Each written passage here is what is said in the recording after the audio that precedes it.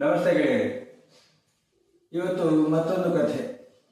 ಇದು ಕಥೆ ಏನು ಅಂತಂದರೆ, ಒಬ್ಬರು ವಯಸ್ಸಾದ ಒಬ್ಬರು ತಂದೆ ಇರ್ತಾರೆ, ಅವರಿಗೊಬ್ಬರು ಮಗಳು.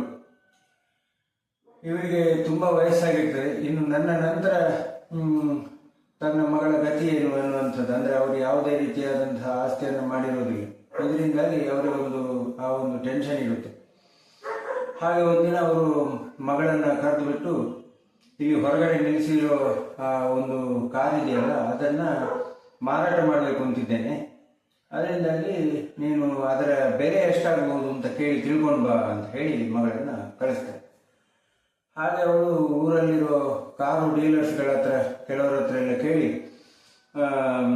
ವಿಚಾರಿಸಿದಾಗ ಅವರು ಹೇಳ್ತಾರೆ 50,000 to 60,000 ರೂಪಾಯಿ ಮೌಲ್ಯವನ್ನು ಹೇಳ್ತಾರೆ. ಇವಳು ಮನೆಗೆ ಬಂದು ತಂದೆ ಹತ್ರ ಹೇಳ್ತಾರೆ, ನೋಡಿ 50,000 to 60,000 ಹೇಳ್ತಾರೆ ಅಂತ. ಸರಿ, ನಾವು ಪ್ರತಿನಿತ್ಯ ಮನೆಗೆ ಬೇಕಾಗಿರೋ ದಿನಸಿ ಸಾಮಗ್ರಿಗಳನ್ನು ಏನು ಖರೀದಿ ಮಾಡ್ತೀವಿ, ಆ ಅಂಗಡಿಯವನ ಹತ್ರ ಹೋಗಿ ಕೇಳು ಅಂತ ಹೇಳ್ತಾರೆ. ಹಾಗೆ ಇವಳು ಮಗಳು ದಿನಸಿ ಅಂಗಡಿಯವನ ಹತ್ರ ಹೋಗಿ ಕೇಳುವಾಗ, ನೀವು ಹಲವಾರು ವರ್ಷಗಳಿಂದ ನಮ್ಮ ಹತ್ರನೇ ಖರೀದಿ ಮಾಡ್ತಾ ಇರೋರು, ನಮಗೆ ಚೆನ್ನಾಗಿ ಗೊತ್ತಿದೆ.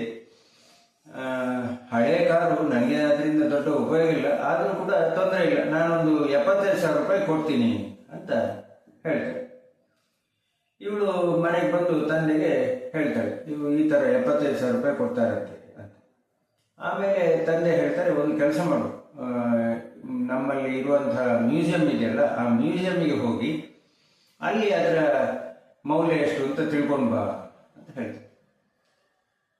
ಮಗಳೇನು ಮಾಡ್ತಾರೆ, ಆ ಮ್ಯೂಸಿಯಂಗೆ ಹೋಗಿ ಅಲ್ಲಿ ಈ ಕಾರಿನ ಮಾಡೆಲು ಮತ್ತೆ ಇದನ್ನೆಲ್ಲ ಹೇಳಿಬಿಟ್ಟು, ಇದಕ್ಕೆ ಎಷ್ಟಾಗುತ್ತೆ, ಎಷ್ಟು ಮೌಲ್ಯ ಕೊಡ್ತೀರಿ ಅಂತ ಹೇಳ್ತಾರೆ.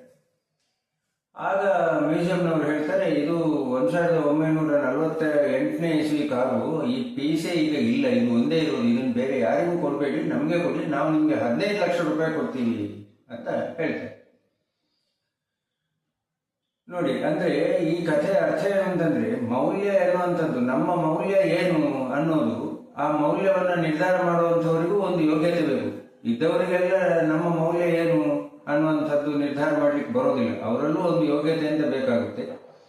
ಮತ್ತೆ ನಮಗೆ ಎಲ್ಲಿ ಮೌಲ್ಯ ಇಲ್ಲ, ಎಲ್ಲಿ ನಮಗೆ ಬೆಲೆ ಇಲ್ಲ, ಅಲ್ಲಿ ನಾವು ಸುಮ್ಮನೆ ನಮಗೆ ಮೌಲ್ಯ ಸಿಗಬಹುದು, ಬೆಲೆ ಸಿಗಬಹುದು ಅಂತ ಕಾಲಹರಣ ಮಾಡೋದ್ರಲ್ಲಿ ಯಾವುದೇ ಅರ್ಥ ಇಲ್ಲ. ನಾವು ಆ ಜಾಗ ಬಿಟ್ಟು ನಮ್ಮನ್ನು ಮೌಲ್ಯ ಕೊಡುವವರು ಯಾರು, ನಮಗೆ ಬೆಲೆ ಕೊಡುವವರು ಯಾರು, ಅಲ್ಲಿಗೆ ನಾವು ಹೋಗೋದೇ ಒಳ್ಳೆಯದು.